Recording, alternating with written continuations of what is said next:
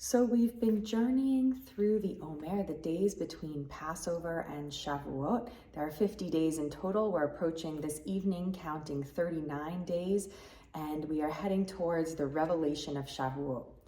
Through this journey of counting the Omer, we have been learning about the correspondence between the days and the weeks, the 7 weeks of the Omer, and the 7 divine lower attributes of God. What do I mean by this?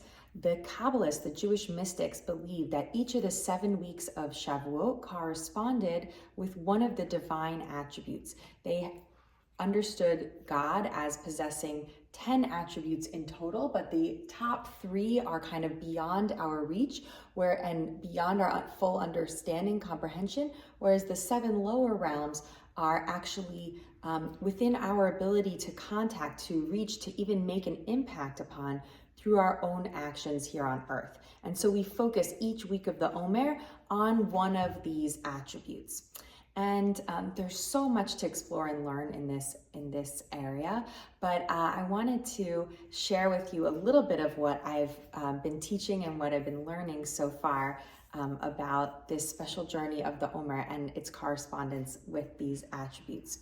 So the main takeaway that I really have here is that we have to find balance in all of our internal attributes, and as well as helping to create balance in the world and thus in the divine.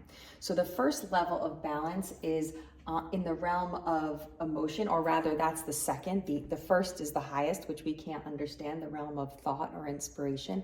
The second level is in the realm of emotion, loving kindness versus judgment, oneness versus separation.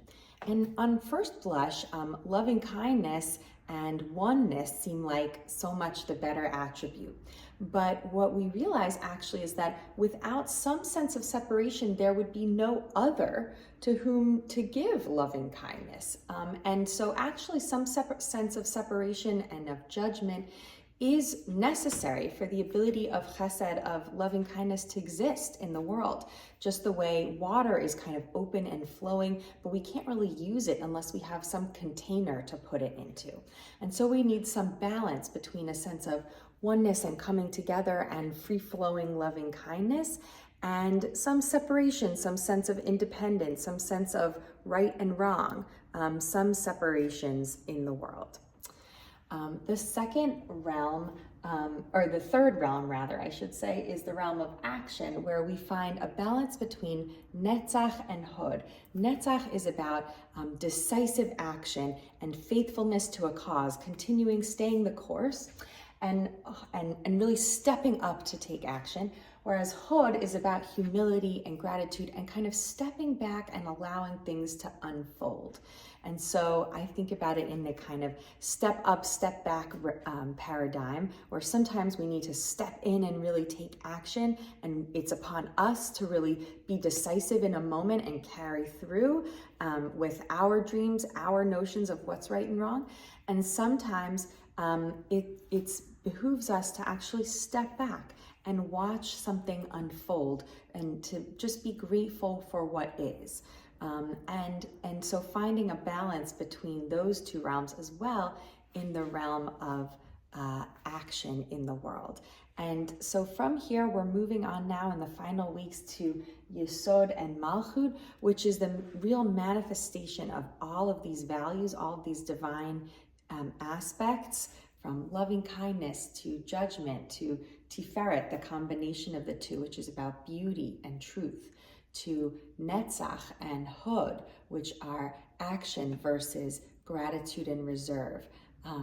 Bringing all of these things forth to be born into the world, to be created in the world that we want to see, bringing us finally to a moment of revelation, which we will be celebrating on Shavuot, the anniversary of the giving of Torah at Sinai.